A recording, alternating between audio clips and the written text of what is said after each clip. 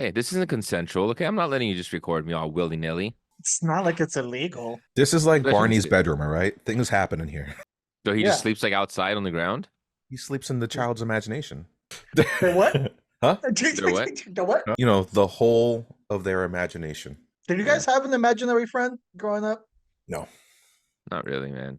I had a friend once. I remember elementary school, and they said they had an imaginary friend. For a while there, I was just like, "Wait, how come I don't have one? Like, not Because you got real friends, that's why. On that note,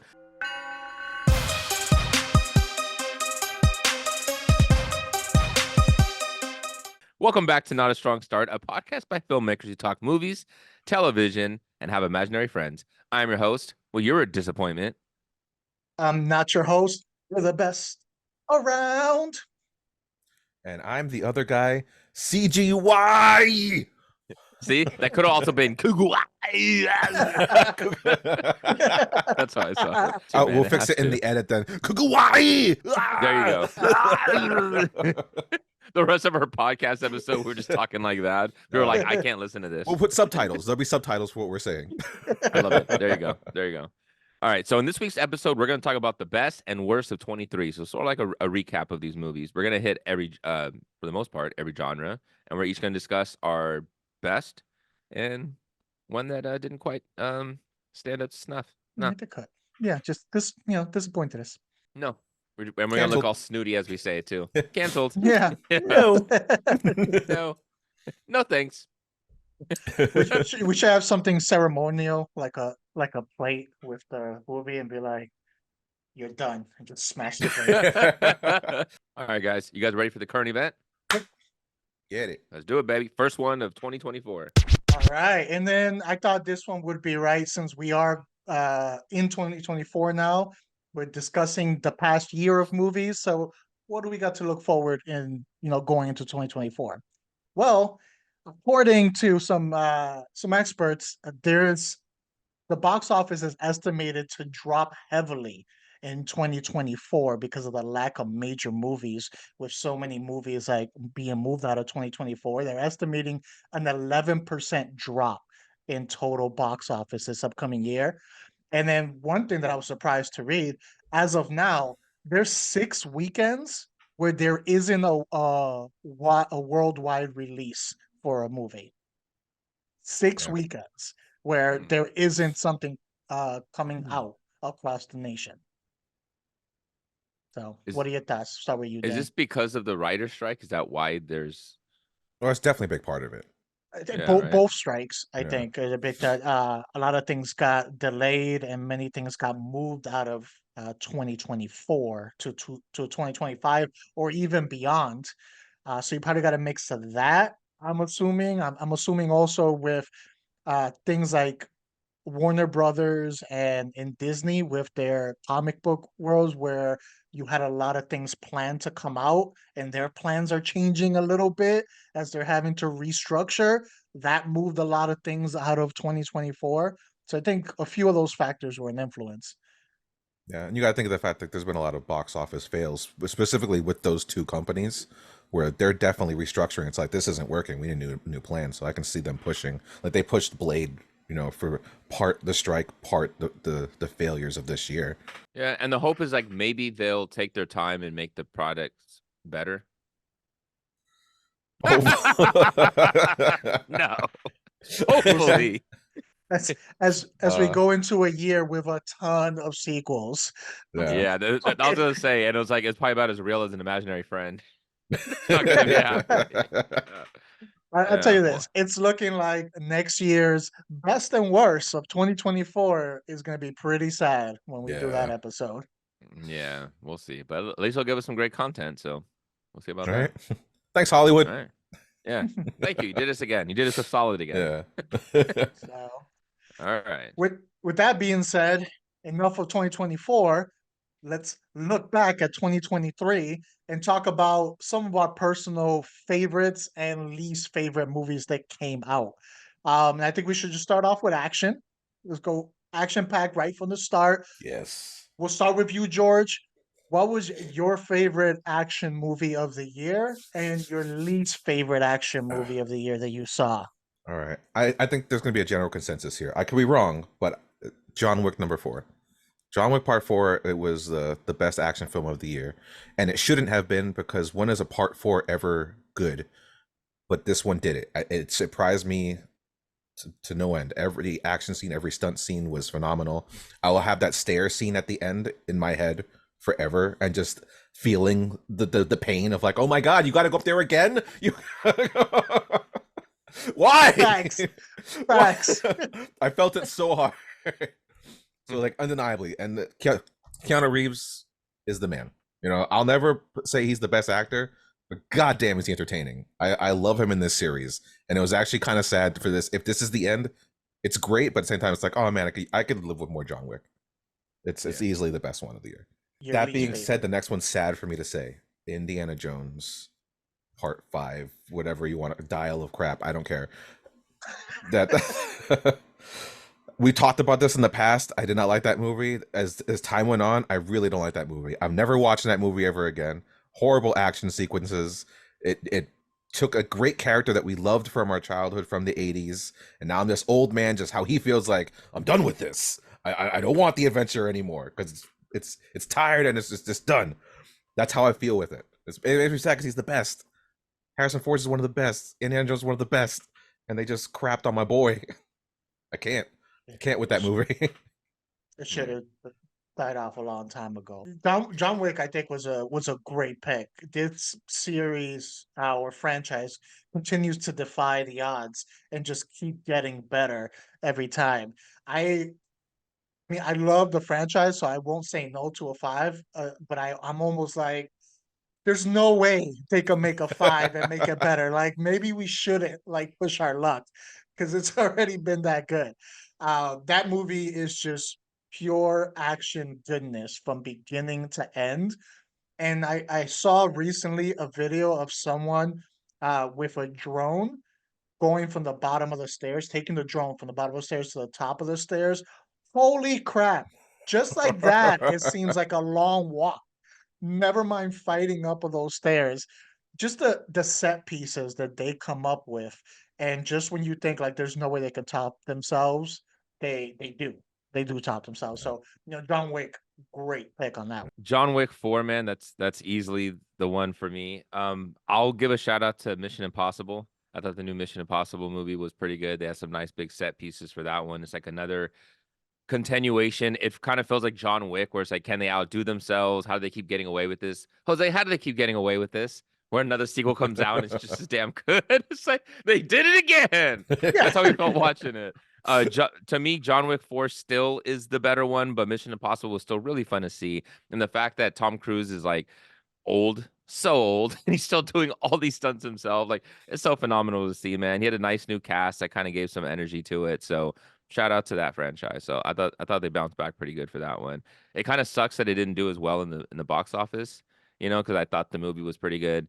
I want to see part 2 and kind of how they set it up. It seems like they're setting up the franchise to kind of have like a spin-off. We'll see if that's true. The one that I put for this, I thought about Indiana Jones, but to me it was like part 4 wasn't very good at all. So I kind of had an expectation that it wasn't going to be that good, and it was like, it's what it was. The one that I went with was Renfield.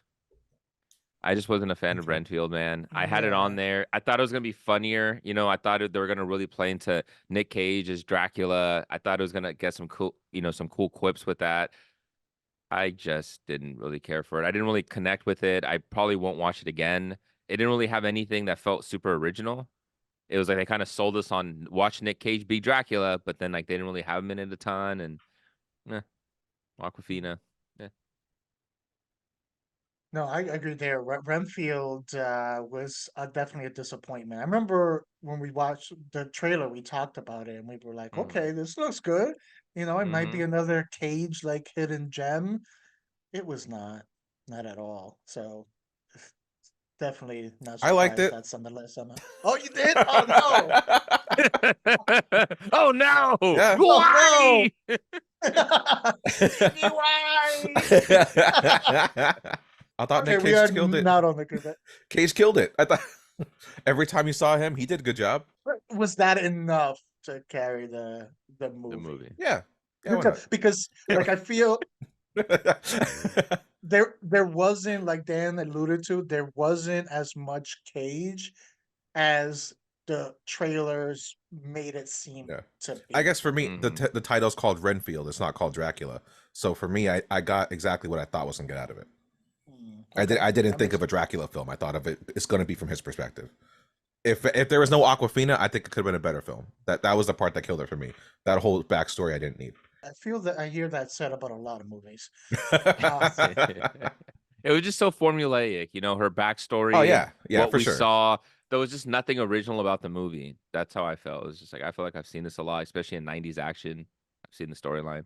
I also had John Wick, which we already discussed, and then as the backup for that, I did have Mission Impossible, Dead Reckoning, and I felt a continued Mission Impossible. Here's another franchise keeps defying the odds and just keeps maintaining quality that it puts out. Take notes, Fast and Furious. So keeps maintaining this, and the only reason it was a box office flop, it was just timing. You know, it came out like 2 or 3 weeks before you had Barbenheimer, and Barbieheimer had pretty much all of the big screens, everything. They took it away, so they barely had a window of not only having time to themselves, but also having the IMAX screens and all of that. I think that's why it flopped financially. If not, I think it would have been up there probably with Fast and the Furious money, because the quality was definitely there. The box Yeah. office does not reflect the quality was in there. And unlike other movies that came out this year that had part ones with part twos coming, this movie could stand on its own. Then part two is just a Yeah. continuation of it. It didn't feel like an incomplete movie that you have to wait for a part two. Totally agree. Mhm. So my worst uh, was an Apple TV movie called Ghosted Oh with yeah.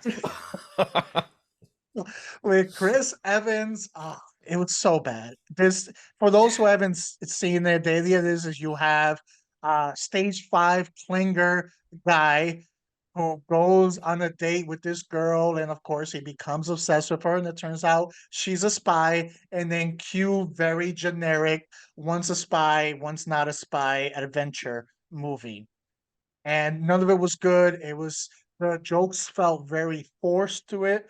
They really tried to force the MCU cameos into it, I think, to try to get a little more attention, and it didn't work. Just a lot of it just felt generic and forced. And it was kind of disappointing because Apple TV tends to put out quality. This was not it at all. So that was probably the worst for me for the year. I want to say real quick, since you guys had runner-ups on your John Wick pick, Extraction 2. Yes. Extraction 2 is my runner-up. That was what I was going back and forth between John Wick and Extraction 2. That's another sequel that should not have been good, and it was way better than anticipated. Mhm. Yeah, that fell into my number 3 Yeah. actually, George. I had it at the bottom of the list. Some of these categories were hard because there were Yeah. some movies that like could fight it out. But you know, John Wick climbed those stairs and beat the crap out of all those other movies. All right, going into the next category, going into comedy. Dan, we'll start with you on this one. What was your top comedy of the year? There's not a lot All to right. choose from, but Yeah, there's not a lot to Yeah. choose from, so I went with one that was like a surprise funny to me, was No Hard Feelings, the one with Jennifer Lawrence. Oh, It was a nice classic. It felt like a raunchy R-rated comedy. They didn't play it too safe, you know. They took a lot of big gambles with it, but I liked it, man. I thought Jennifer Lawrence had a nice bounce back because we haven't seen her, pop up in a lot of movies recently. And it felt like it's one about a girl that's trying to make money. So she gets hired by parents to sort of deflower their son and kind of make him, I guess, build up his confidence. But I thought they played with it very well. And it's a way to show Hollywood how you can still make an R-rated raunchy movie while not being offensive, right? Because I felt like comedy took a big hit because you had to play it safe and because of cancel culture. This one felt like you're able to get away with it without using any kind of racist jokes. You're able to kind of just play into the sexuality. of the scenes and the characters. And it had a lot of I hope we get more of these. Like, please give us more comedies. Like, I really want to get R-rated comedies again. Like, let's make it trendy in 2024. Yeah, I think it did well enough that that's a good sign to hopefully encourage them. But yeah, that was actually my runner up, and I did enjoy it. It felt very early 2000s, and I was Hmm. like, I miss those kind of movies that you're just watching to have fun, to laugh, and some people probably gonna be insulted, but you're gonna enjoy the comedy. All right. So the one that I didn't love was You People with Jonah Hill and Eddie Yeah. Murphy. What do you About the mean, you people? yeah, Oh, what do you mean, You People? you're gonna see what he Um, means. yeah. So in that one, it's felt like something that I would like, like you have Jonah Hill going back to comedy. You have Eddie Murphy, who's kind of seems like he's kind of having a little bit of a resurgence where he's starting to pop up in new movies again. I was excited to see it. I thought they were going to have good chemistry. It's about Jonah Hill's character dating, Lauren London. So you kind of see the chemistry between a white person and, a black person. So you kind of see like the interracial relationship. It sounds like there was a lot of potential there, but it just felt very flat.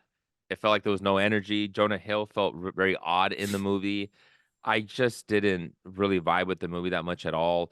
They even had a CGY kiss between Jonah Hill and Lauren London because you could tell she just wanted to, out of respect for Nipsey Hussle, maybe she didn't want to kiss him on scene, on screen, but just weird stuff, man. Like the fact that he had to CGI a kiss, like the movie can't be that good. Now you understand why my name is what it is. Yeah. Because I picked Yeah. the same thing. Oh, did you? Is it Yeah. because of that movie? Yeah. Oh, Amongst yes. everything else in the year, that was one of the biggest ones. I was like, this is where we're using it? Okay. Yeah. Yeah. Okay. Money You well guys can't spent. be actors? Yeah. Yeah. You I feel though it made sense. Not that it was a good choice. It made sense because it fit with the lack of chemistry they had Yeah. together Yeah. as a whole. So like at that point you might as well throw a CGI kiss because it's gonna be as believable as their entire chemistry was in that movie. They like escalated their relationship so quickly and it just didn't make any sense. Like there was just a lot of things where, like, why did they feel this deep connection? Like I'm not seeing what there was just so many questions why in that movie when I was watching it. It just didn't really feel organic at all. That's a good choice. You know Yeah. what? When I was going my list, I forgot about that movie. That's how much like I was just like that's how Yeah. forgettable that movie is. So good choices. What about you, Yeah. George? Well, you already know we have the same bad one. So my good one was also a Netflix movie. I went with Old Dads. It was surprisingly entertaining. Yeah, yeah, with Bill Burr. And Bill Burr wrote it, he directed it, and starred in it. And I actually, this year we also had other comedians do movies. Like Maniscalco did one with De Niro, which he's his dad, or De Niro's his dad. We had one with The Machine with Burt Kreischer. This one of the bunch stuck out the most to me. Like, and the thing is, it wasn't really talked about, and it was actually really good. It kind of goes back to that early 2000s kind of humor where, like, giving the middle finger to everybody, like, I don't care whether you think this is funny or not. This is what I think is funny. It's like, I don't like what's going on in society right now. And I was like, I relate with Bill Burr every day. Bill Burr is my spirit animal. And like in this movie, it's like, yes, tell them off. I also feel angry every day at these stupid idiots who are just around us. And why do we let them breathe? I don't understand it. Like I feel his pain. So it's a great movie. I thought it was really funny. Everyone should watch it. And if you don't like it, I don't care. I remember I checked that out and I was surprised. But I enjoyed it. I just think about it. It was simple. It didn't try to do Yeah. too much. So the comedy in it didn't feel forced. It felt, especially having watched Bill Burr in interviews and stuff like that, it just seems like we're taking a look at his life more than actually like watching a movie itself. So it made it feel natural and it made it feel not forced or over the top. So that's a good choice. Yeah. It's definitely, if you see his stand up, it's that. It's his stand up bit in a movie, which I'm not mad at. And what it did too is, and we've talked about before, sometimes with comedy, there's a link to other like emotions. So, sometimes with good comedies, when you hit a good emotional note, it hits a little bit harder because of the comedy aspect. And this one actually hits some good emotional notes. Yeah. I had two completely different ones for mine. For the best one that I had is kind of like No Hard Feelings. I felt like it was from another time, rated R, and it was Strays. And this Oh. was the movies about the dogs where you had Mhm. one dog who got abandoned and is now homeless. And when he figures out that his owner actually was not a good owner and abandoned him, he makes a pact with other dogs to find him and bite off his schnitzel. And that and that's it. That's a simple concept. These dogs it's homeward bound with a different motive at the end, pretty much. And I laughed a lot during this, and again, it felt out of time. It felt like a early 2000s type comedy, and I think it did well too. So hopefully, these two movies are a sign that we're gonna get more of those going forward. For my worst, I had the This Is Not Baking Soda Bear. uh, Oh, I saw the trailer and I was like, okay, this has some potential to be like, hey, we know we're being ridiculous, but I'm still gonna laugh at it. But no, not even a smirk in the entire thing. The whole thing just was not funny at all. I don't know what they were thinking or who finds this humor good, but I had to watch it twice because I watched it, and then I think we all watched it together yeah. in LA. So I watched it a second time there, and no improvement the second time at all. And for those who don't know, this movie is about a bear who gets into some adult recreational substances and decides to then go on a spree at like a national park. That's it. That's all it is. Not worth the watch. That being said, let's go into sci-fi. And George, we'll start with you on this one. What was your top sci-fi? I feel like it might be the same as mine, but I don't know. We'll see. This was tough because I didn't know if I should put this as sci-fi, but I need to put it somewhere. Godzilla -1. Yep. Yeah, it's there's so much about this movie I just love. I'm a Godzilla fan as it is, but this movie brought Godzilla back to where it belongs. Like it had so much heart, which is not what you expect from this movie. You're like Godzilla heart. It's like yeah, I cried my butt off at the end of this film because of like I cared so much about the humans. This movie makes you care about the people, the community. And it's like and Godzilla represents this thing that's just beyond being a monster. It's their mistakes. He represents everything that they feel like they messed up on, everything they shouldn't have done to each other. That's what Godzilla is. It's a constant reminder of where they had a misstep in their actions and how they all have to like live with this turmoil, this inner battle. I loved it so much. It's such a good film. Everyone needs to watch this movie. Buy this movie and watch it. The best thing that movie did that the other Godzillas don't do is they didn't try to humanize Godzilla. They humanized the humans. Yeah. So you actually cared about them. So Yeah. good pick. And then for my worst, Quantumania. Quantumania is probably the worst thing that for a sci-fi comic book movie. Put it in any category, it's gonna be my worst. All right, right. It was just so bad. Like it's one of those. I have a list of MC movies I'm never watching again. That's on it. I'll never have to see this movie again, and I'm not missing out. It makes me sad. I love Paul Rudd. Paul Rudd's amazing. He makes me happy every time I just see his face. But this was a movie. It's like they did my boy wrong. They did him dirty. What about you, Dan? What's your sci-fi? So I went with Yeah. Guardians of the Galaxy 3. It was fun. It had a lot more heart than you kind of knew it was going to have heart, but still, James Gunn gets you again. So we kind of see the conclusion of the trilogy that he had with Guardians of the Galaxy before he shipped himself off to DC. It's a nice bookend to it. Rocket being the main character of this one, you see his backstory that they've always hinted at, but we never actually seen come into fruition. So I thought it was a nice send off. It's very sad how they did it, about how they kind of send off the characters and they each kind of go their own way, and it kind of reminded me of like the Sandlot. Remember, they kind of see where they're ending before they disappear. It was kind of like that. Yeah. So I really like Guardians 3. I thought it did really good. We've talked about it before where 2, even though 2 was a pretty good one, it wasn't nearly as good as part 1. I felt like 3 was like a nice bounce back, and like it kind of held its own, very different in its own way, but I enjoyed it. Yeah, this thing had me bouncing back and forth on like the emotional spectrum between like Mm-hmm. laughing and like, what is this dust storm that's coming through this like theater Yeah. right now? Yeah. Like back and forth. Yeah. Damn Yeah. allergies. Yeah. Yeah. It did. For worst, I had three movies: Ant-Man, Wasp, and Quantumania. Those are my three movies. Exactly the reason that George was like, "Hey, this is not fair." And he's like, "Oh, okay, I get it. It's your bit." No, uh, so it was the same reasons you said. It was this movie that I saw King, and I was like, I do not want to see this. This is going to be a disaster if we do the whole King Dynasty thing, because this was just so poorly butchered, and he just died by a bunch of ants. I was like, nope, I'm out. Like, I'm out. This is like not what a massive disappointment going from, Thanos to this guy. Like, no, even though Jonathan Majors, was great actor, you know what I mean? It wasn't necessarily his acting. It was just so many things wrong with this movie. The sci-fi was god awful. The story was just not good. A lot of characters they set up just to not really do anything.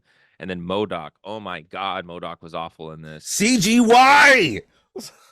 Just really cut off his head and put it in a thing. We didn't need CGI. Go practical. For me, I did have Godzilla -1, but as a runner-up, I actually had The Creator. I felt Hmm. that was a good sci-fi.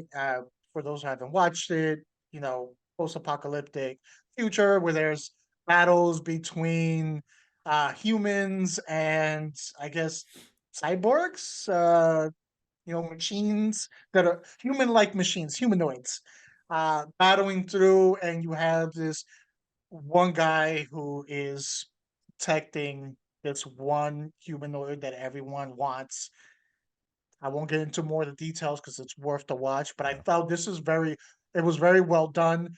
The world was realistic in the way it was done. Good performances. The kid himself does very well, and the movie hits some really good emotional beats throughout, where you're caring about these characters, and they don't have to ground you in a ton of exposition for you to understand that world, which a lot of other movies fall into that, where it's just like, stop talking to me, show me. And this did a lot of showing, and it made that world come alive. So I would go with The Creator. Nice. Uh, for worst, 65. How do you have a movie where takes place in the future and you're flying around in your spaceship, basically fall into a black hole that takes you to a planet with your futuristic stuff? The planet is filled with dinosaurs, and you're boring. How do you have that concept and not provide at least a little bit of fun? This was just like an hour and a half walking simulator with some like random dinosaurs appearing here and there. So they took a concept that has so much promise and made it as bland as possible. That's why this was like my worst sci-fi movie that I watched this year. That's good, man. I watched it. I considered putting it on there as well. The ending was very predictable. I thought they're trying to like, "Ooh, we got you." It's like, no, you didn't. Like, I felt like it was pretty obvious. It was, it's what you said. The trailer, the concept, the idea was like, man, this is gonna be so badass. Like, you got like an action Jurassic Park. Like, give me that. It wasn't. I want to point out something interesting. Like we agreed Godzilla -1 was up there. The Creator deserves to be up there too. Both of those movies were very quote unquote low budget and Mm-hmm. possibly had the best CG visual effects of the whole Mm-hmm. year. Agreed. It's amazing to see the difference of what you get with these movies and certain other movies that came out where the budget was maybe over 200 million Yeah. on it. So that goes to show you that probably if you're not rushed through it, and your workers are allowed to sleep and rest and take their time, things can come out good at lower thresholds of Yeah. financial. Let's go to one of my favorite categories, horror. Dan, we'll start with you on this one. What's your horror? Speaking of low budget, I went with one. Talk to Me. I really love Talk to Yeah. Me. About Yeah, the hand that they touch and they get to go into hell and they get to see like the dead spirits that come out. I thought it was really good, man. Very clever, cool, great visuals. I thought the directing was really cool. They had some very interesting shots. It was really cool. Like, I hope we get more of these type of horror movies. You know, I've talked before about how I didn't love the movie Smile. Not that it was necessarily like terrible. It was just like, okay, like you're doing nothing original, or you're not giving us characters that I'm really enjoying and I really want to see survive this movie. Talk to Me did. So you give us characters that had heartbreak or come from some kind of trauma, and to see them going into this realm without overusing it, I thought was really clever. I don't want to go too much in case if our listeners haven't seen it, but I strongly recommend people watch Talk to Me, and it was surprisingly one of my favorite films of 2023. I have to agree Yeah. 100%. That was a pleasant surprise. Even though it was already, I believe it was made before A24 got their hands on it, but they Yeah. saw it at the festival and they're like, yes, and stuff. And it makes sense. The quality was there. This movie was able to create good tension and creepiness, through practical means and without the overusage of jump scares. Things like that. And that's where you get the best horror movies, where it was like your atmosphere and your story is creating the eeriness, not the jump scares or the CGY. So, and this didn't rely on that. So that was actually my choice too. Yeah. Nice. Ditto. Um, Same here. All three of us got yeah, the same number one. Yeah. yeah, good. Good. I thought it was easily the best one of the year. The one that I didn't vibe with. Okay, so I didn't see Exorcist Believer. I'm sure that was probably the worst one. I haven't seen it, so I didn't put on my list. I put Totally Killer.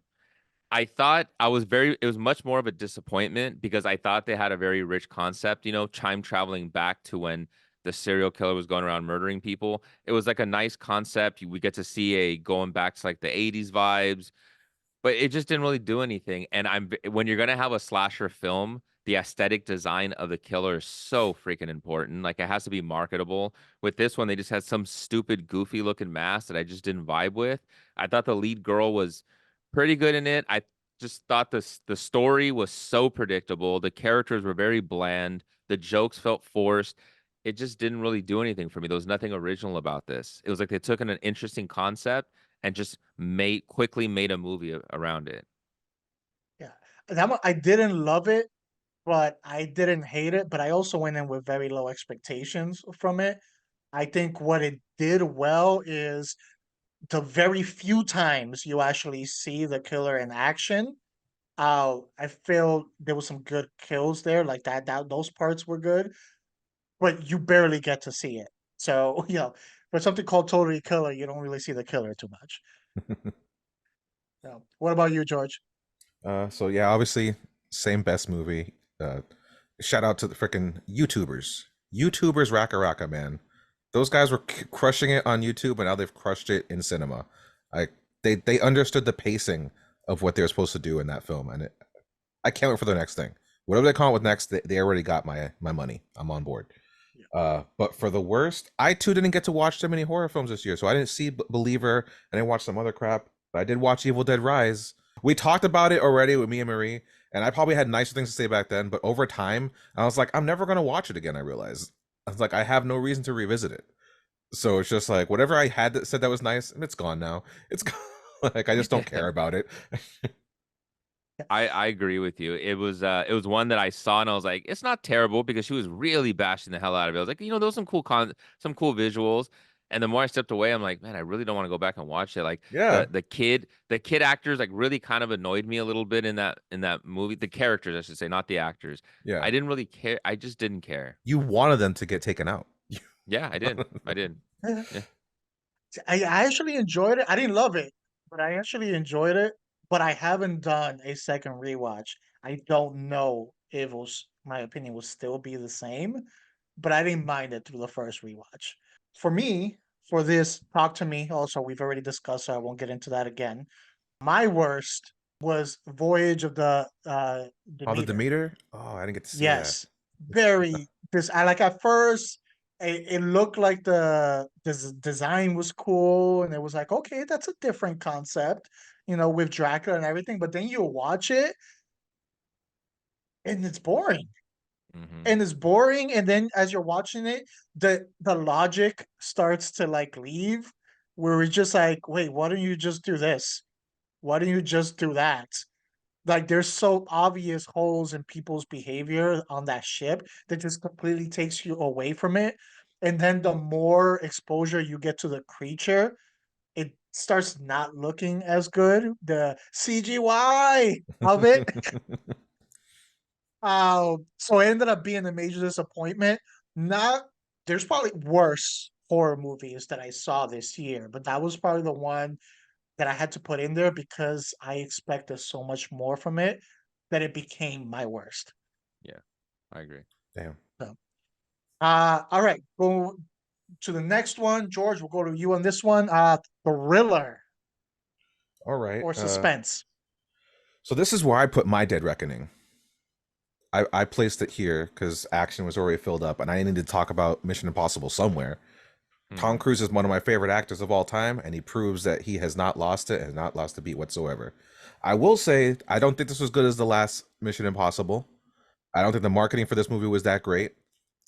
But goddamn, I didn't think they were going to pull it off again. With what is this? 7, 8? I don't even know. I've lost count of how many Mission Impossibles we're in at this point. 8. But I don't even care. I want to see 10 Mission Impossibles. Let's get to 10 because I'm on it. All right. Jump out. The next thing he has to do is jump off a planet. I want to see him jump off of Earth and land on the moon. Because what's the next big stunt for this guy? You know? If Fast and the Furious made it to space already, why can't Tom Cruise? Yeah. I want Tom Cruise to pull a Master Chief from Halo and just jump from space and then land. Like superhero nothing happened. Landing. Yeah. Superhero landing. No, he's not. No, he has to land running. He lands running because Tom Cruise is a runner, all right? That's what he does. No one runs like Tom Cruise. Not even Will Smith, all right? Yeah. And no spacesuit. He does. No he spacesuit, doesn't. No spacesuit. He just breathes in space. So yeah, Dead Reckoning Part 1, and plus my boy Esai Morales. Come on, shout out to my boy. All right. Yeah. For worst, it was Knock at the Cabin. It shouldn't have been a surprise that it wasn't going to be good, but at the same time, M. Night hasn't been at the top of his game for a while. So that one, I was hoping for a bit more from that movie, and I think like how you for Jose with the last movie you talked about, this one I suspected more, and predictable. It was all predictable. Yeah. I actually enjoyed that one, but I also went. I mean, it could be I went in with expectation of like, oh, here's another M. Night movie. I don't know how this is gonna go, and then I ended up being pleasantly surprised by it. For me, I had No One Will Save You. So that's another kind of seems lower budget, movie about a girl and aliens sort of, sort of taking over the city. I won't go into too much details beyond that, but I really enjoyed the movie. I know, Jose, you're the one that recommended it. You had said it was really good. I checked it out. I was like, man, I really, really dug this. There's maybe no more than a handful of dialogue lines throughout the whole movie. I thought it was very clever the way that they filmed it. It reminded me of a more intense Signs, where you see one person that's trapped in the middle of nowhere trying to survive. Like those movies can be very interesting. If done well, they can be fantastic. I thought this movie was really good. It reminded me a little bit like a Talk to Me, where it kind of came out of nowhere. And the smaller independent kind of had a more stronger attachment to the story. So they really paid attention. Like I thought the actors did a fantastic job in the movie. Great all around. Yeah, this movie was so well done that as I was watching it, and I was like, I don't know, over an hour into the movie, that's when it hit me when I was like, he hasn't said a word. Like it was so well done that I didn't even notice that she hadn't talked for over an hour in this movie, and I was like, okay, that's good. It didn't stick out, so it seemed natural in that situation. So really, really good choice on that one. Yeah. This is where I thought about Knock at the Cabin, but I ended up going. This is where I put A Substance Abuse Bear. Was right here. Like the thriller kind of aspect. It was the advertisement. The first trailer for this looked really cool. I thought they cut a very good trailer for this. We're all excited, like, yeah, this is gonna rock. And then when I saw it, I was just like, man, a lot of bad jokes. The storyline was just it really fell flat midway to towards the end. Ray Liotta just tried doing his thing. It was just them trying things and throwing things. I thought the ending was very dumb.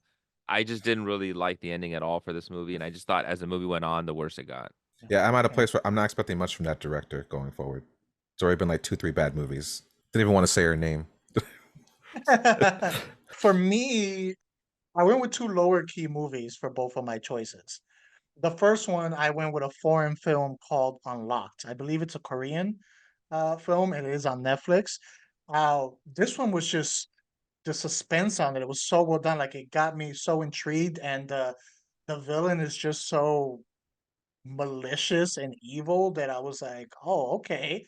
But the whole concept is basically is this young woman, her phone gets picked up by someone else, and this person is using their phone and access to their phone and all of their stuff to basically systematically dismantle their life and cut them off from any relationship that they have, at the same time to completely isolate them. And this is not the first time this person's done it. So there's a lot of like, and it's done in a way where you believe this can happen and this will happen. It kind of gets you a little paranoid, but it was really well done. Doesn't try to do too much. The story fits. I like it had a satisfying ending at the end. So it's definitely a recommended watch for me. Um, they have a dub version that isn't bad, but the subtitles are always the way to go for me Yeah. personally.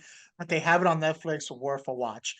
For the worst, also I believe was a Netflix movie, and there was a movie called The Strays, not to be confused with the adorable cussing dogs from the movie Strays. This was about this woman who starts, and it appears that she's like seeing people that she recognizes, and they're like kind of stalking her the whole time. And it turns out that maybe she isn't who everyone thought she was, and she's been hiding about her past. Very stereotypical story that we've seen a lot. The execution is terrible, and the ending leaves you with a what the but not in a good way. You don't expect the ending at all. I didn't expect it because it's not the normal ending you would get with these movies, but it doesn't mean it was good just because it was unexpected. And this movie, you're left thinking about it afterwards, but in a negative way. Next one, because we're all fans of the comic books and comic book movies, we had to throw in the comic book category. So this one, let's start with you, Dan. Comic books. I went with Spider-Man Across the Spider-Verse. So this is the continuation of the Miles Morales trilogy that they're making. Very good, very fun. It continued and picked up the mantle from the first one. It's always a battle with the sequel because it never quite feels as fresh as the first one, because the first one's like something brand new that's being introduced to us. I thought this one did really good. I want to see where part 3 goes because they kind of set up a lot of stuff for that trilogy one. They introduced a lot new Spider-Man people, and a lot of them worked for me. It was really good all around. Loved it. The animation's fantastic. There's a lot of Easter eggs that are in it.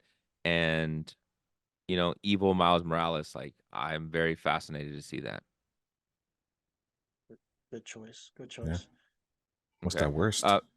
The worst, I went with Shazam Fury of the Gods. I really Okay. liked the first Shazam. This one, I understand why Zachary Levi had like a very bitter taste about this one. It felt rushed. It felt cheesy. The CGI was not good. Just everything about this movie felt very rushed, and it felt like Warner Brothers just trying to just get it out to get it over with so they can move on with their next phase. That's exactly what it felt like. The marketing was damn near non-existent. There was just nothing. Everything that the first one had, the heart, the good humor, the originality, it had none of that in this one. It just felt very, very flat. Fortunately, he was part of the problem. Hmm. Yeah. Yeah. For me, I'm revisiting another one we picked earlier, but Guardians of the Galaxy 3 was easily the best comic book movie of this whole year. Like, for me, it's not even like a decision I had to even fight in my heart. And as a Spider-Man fan, you figure that should be hard, but it wasn't. I feel like this actually had the whole package from beginning to end. From just being able to actually stick the landing. How many part 3s are there? They're actually good. I think this is one of those few within the comic book world and the movie world where you could say this is a legit good part 3 and possibly better than some of the other parts in the franchise. So that's my pick for the year. For what's the worst? I could easily say all of 2023 because almost every comic book movie that came out this year sucked. There wasn't really anything good to talk about except for Guardians. Spider-Man, was great, like you said, but even that for me didn't stick the landing in the end of it. Uh, but for the worst, I think TMNT, Teenage Mutant Ninja Turtles, that was one of the worst. And I think it was because of what it had potential of being. The animation style was really amazing. I thought they did a really cool job, kind of in the vein of Spider-Verse. But goddamn, like whoever wrote this did not know who the turtles were. They had no idea what their origin story was. They had no idea why we like them. We want to talk about woke and all that crap. Yeah, this freaking ham-fisted it all the way through there. Not one character made sense in this whole freaking movie, and there's so much potential. It infuriated me watching this movie. And the voices were off. It felt like some of them didn't match the characters that they were. Like Mikey had like a very deep bass voice almost. I'm like, that doesn't sound like what I would imagine what he sounded like. And then somebody else like a higher pitched voice. I think it was Donnie. I'm like, you Really? should have. I don't know. I feel like they all had really childlike voices. That was the only part that I thought was actually made sense. Having teenagers sound like teenagers, I was on board for that. Them actually being young as opposed to feeling like adults already. Like even in the comic books, they feel like adults. Yeah. So I thought that was a nice take. But then everything else, they just fell to the ground. It was so bad. I don't know. Some of the voices on that were like nails on chalkboard. I mean, even from the trailer, I was like, "Oh, that's hard to listen to." But yeah, I watched it and I just didn't get the hype. I didn't Yeah. think it was that good. For mine, I battled between Guardians of the Galaxy and Spider-Man. I had to give it to Guardians of the Galaxy, uh, because Spider-Man being basically a part one of two, it didn't fully feel complete at the end. There was a lot of things that they left open while Guardians of the Galaxy kind of closed out the story. So Yeah. that gave it the edge to me, and I had to go with that one. And then for my worst, this is where I had Quantum Mania, which we've talked about it in two different categories. So that should tell you a lot about this movie. So I won't Yeah. get into it. But yes, that was bad. Uh, Going into the next one. Okay, what was you guys' biggest surprise? A movie you did not expect to enjoy to the level that you enjoyed, but you did. Uh, George, we'll go with you on this one. What is your biggest surprise of the year? It's a repeat. I've already said it. Godzilla -1. I've never cried for a Godzilla movie. Like when you hear Godzilla, you're not supposed to have tears. I left that theater drying my eyes because I was like, what the god damn it. Twice. They got me freaking twice. That goddamn movie. I'm not supposed to feel that way with Godzilla. I'm supposed to be rooting for the guy, and it's like, yes, destroy the goddamn people. I wanted Godzilla to die. I can't believe I felt that way at the end of the movie. I was like, please let these people live. God damn it, I need them to live. Oh, he doesn't only crush cities; he crushes hearts. Oh man, seriously, dude. I never saw it coming. Like I knew I was gonna have fun, but I didn't anticipate that much emotion to come out of a film named Godzilla. That's a good choice. I can see that for sure. What about you, Dan? What was your biggest surprise of the year?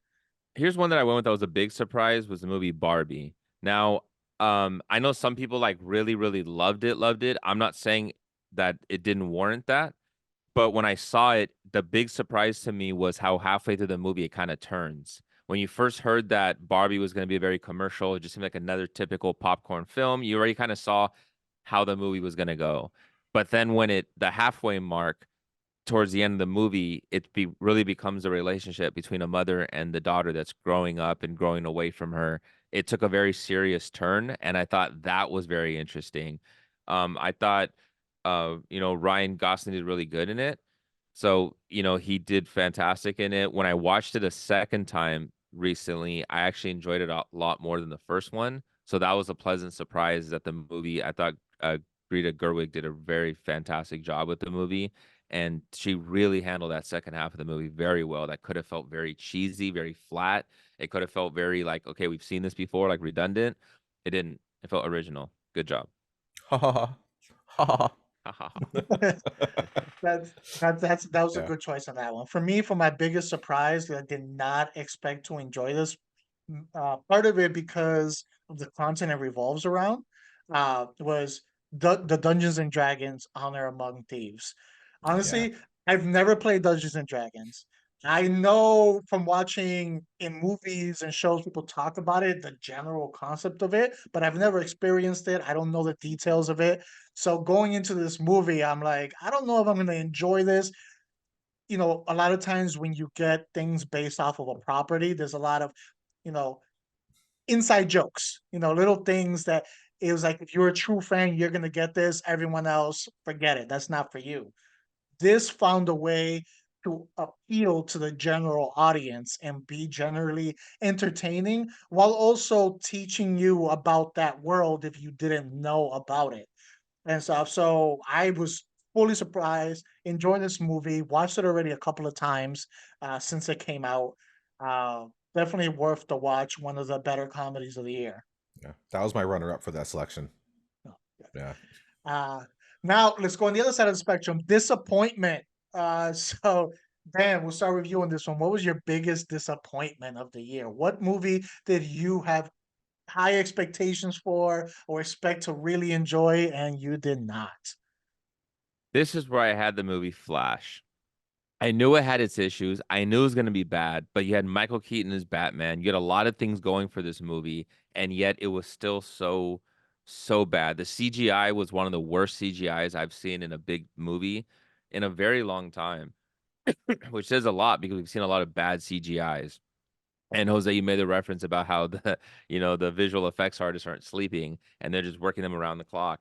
This one, I understand that the director Andy really he tried to sell us some story about how inside the CGI is supposed to look like this. Dude, you're just making an excuse. It still visually looked bad. The story, there's so many things that was wrong with the production of this film. It bleeds over into the final product that we saw. But I really thought we're gonna at least get some cool things out of this, like at least some really cool stuff, and we just didn't. And I felt like Michael Keaton Batman was just like really wasted. I could definitely see that. I did enjoy Michael Keaton's parts in it, Yeah. but there was a way better movie somewhere in there that they took it out of the oven too quick, is what it seemed like. There was a Yeah. lot of things to back. I went back and forth. I was gonna say TMNT again, but I've already said how bad that movie was. This one was a disappointment. It wasn't that bad, but I think I was just disappointed because of how good part one was. Uh, the Spider-Verse film, Across the Spider-Verse, not a bad movie, really good. I'm gonna own it. I'm gonna watch it over and over again. I think it's just because part one maybe was so good, and they knew the characters, they knew the material so well. I felt like there were certain parts of this, as someone who knows the lore, so, like they dropped the ball on certain things that if you're a fan, you're gonna notice it. So that's what it was for me. I also feel like there's musical beats that they hit better in the first one that just didn't land as well in this. I can agree with that. You know, like the music was a character in the first movie, and this one it didn't feel it. I felt like it was the same track through the whole thing. You know, so that's what was disappointing for me. But again, not a bad movie, still very good. Everyone should see it. All right, my biggest disappointment, I can admit up front, I kind of set myself up for this disappointment because um I should have known it was coming, but I let myself with the last trailer that came out for it, I let myself hype myself up. And that is Rebel Moon Part 1. That Uh, came out. The last trailer that came out, it just looked so good. The visuals of it, and I was like, "Oh my god, this can be so badass if done right." So I let myself hope, and hope is a dangerous thing. But then I watched this one, and in the end, it felt like a botched pilot for a series, not a movie. And I know they're supposed they cut off more than half and you have like a 4 hour director's cut. But if you have to depend on a director's cut, then you have a problem there. The director cut should add to a good movie, not make a movie good. And that's all I keep hearing. It's like, but there's a director's cut. There's like double the size. It's like that's not my problem. This movie itself it feels empty. It feels hollow. It's like Swiss cheese where you can see the hole. There's holes all over it. This entire time, and it's such wasted potential with the characters and the planets and the world, and it does so much talking to you instead of showing you. Uh, yeah, man, so disappointed. And to the point that I don't even know if I want to see the director's cut when it comes out. They should have came out with that in the first place, especially since you're not going to theaters, you're going to streaming. Put it out there. I can take a snack break Yeah. if I need to in between it. Just put it there. Makes me angry. It makes me question: Yeah. is that where Snyder belongs? Does he belong in a more of a series format? Would he thrive I, there? I think so, especially when it comes to something like this that's so invested in world building. Is make it a mini series. You got your 4 hour one. Make it a 4 episode, 1 hour each, part one, and then in April come out with part two. Same thing. Like series, sometimes they take a hiatus in between, so it ends up being like a 8 episode like mini series. And I think you accomplish more because it allow you to flesh out these characters and these worlds more. I felt like it was speeding through, like I was getting the fastest tour of this world ever, where they like walk in, it's like, hey, okay, there's the bedroom, don't look too much. Hey, there's the living room right there. Okay, let's keep going. And I didn't get to really like breathe anything in and enjoy it. And that was the biggest problem with that one. Yeah, I want Yeah. to say what you asked, George. Zack Snyder is such a great visual director. Yeah. Like he's phenomenal when it comes visually. He kind of reminds me a little bit like a Guillermo del Toro, where like they really need strong writing partner or somebody to help flesh out the story more. I think if he's just stuck to doing like serious stuff, then it kind of he loses some of what he does. Like I think that the action and all that stuff he brings is really good. It complements his filmmaking very well. He just needs a strong writer with him. Like that's always been the fall, right? When you watch some Yeah. of these movies, it's like, man, this is so visually gorgeous. Like Sucker Punch. It was such a nice, visually gorgeous movie to watch, but it's like some of the stories, it's like, come on, man, it could have been a little better. Could have been better. It could have been better. Yeah. What's one of his best movies? The Watchmen, Yeah, The Watchmen. and it's written by Alan Moore. And it's Yeah. Yeah. And one of his other ones. What's his favorite what 300? best movies with the horror? Dawn of the Dead. But Dawn of the again, Dead. Yeah. Yeah. written by someone else. James Yeah. Gunn wrote that one. Yeah. Yeah. And you said the other one was written by Alan Moore. So yeah, I agree 100%. If he gets attached to a good writer with his visuals, it's a good a good start. So that comes to the end of this one. The whole thing was basically a queue, but if out of all the movies that were your favorite, if you can recommend one for people to watch, what would it be, George?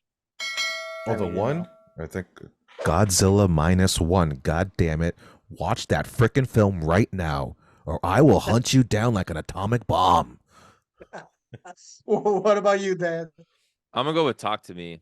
Go back and watch like a really nice, very grounded horror movie that could be, hopefully not, but it could be like a franchise building one. Like this is the type of horror movie that I want to see more of if they end up doing sequels. And then I'll go with John Wick 4. And if you haven't seen the other three, what is wrong with you? To watching. It's a good bookend if it ends here. Thank you for watching another episode of Not a Strong Start. Like, subscribe, comment, share on the YouTube channel, Not a Strong Start. You can listen to us anywhere you listen to your podcast. You can follow us on Instagram and Twitter at Not a Strong Start. I am your host. Well, you're a disappointment. You can follow me at King_Sangre. I'm not your host. You're the best round. And you can find me at This Is Mi Nombre on Instagram. And I'm your other guy, CGY. And you can follow me at Nicolopolis.